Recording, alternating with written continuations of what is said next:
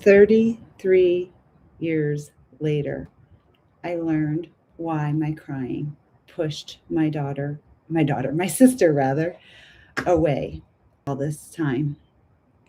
Welcome to day 39 on July 4th, 2026 of my 100 days of wellness and reflection. Today, I had the opportunity to talk with my sister who just lost a dear family member. And it's a brother in law and her sister in law, who was married to this man, was prepared by a psychologist on how to speak to their 6 children at various ages about how to tell them about their father dying. And these kids range from the age of 4 to 23. And one of the things that was such a big epiphany for my sister and I was that at first, let me give you a little context. This psychologist has been working with this sister-in-law of my sister's for the past 7 weeks, and she's been helping her to know how to talk to her children. And at first she thought, okay, well, whatever, we'll see. And she thought it was a fluke how her kids actually did respond exactly the way the psychologist said they would. And so this week, when she had the conversation with each of the children, one at a time, the big epiphany was each child does respond based on their level of comprehension, their stage in life. You know, the 4-year-old said, when her mom told her, said, "Oh, so you're going to get me a new daddy? Or when are you going to get me a new daddy?" Something along those lines. And the psychologist had said that's exactly what she would say. Now, my sister was just just a little over 9 years old when our father died.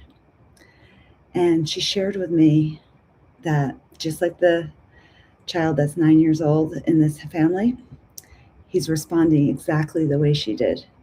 She hated when people cried.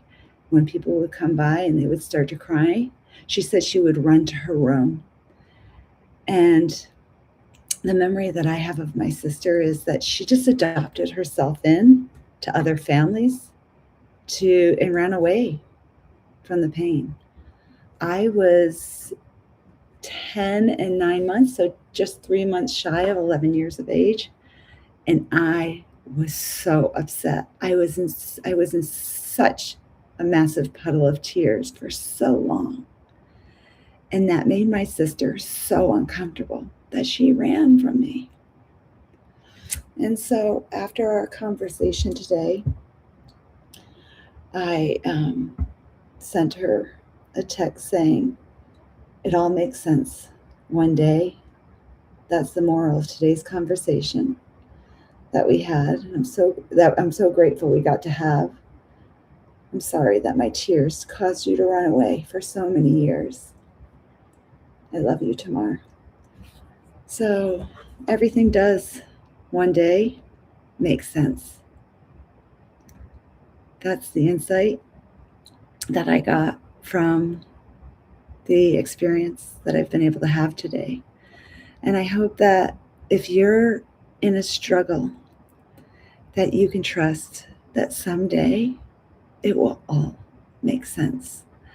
I want to invite you to jump into the comments and share something from your heart that relates to this content.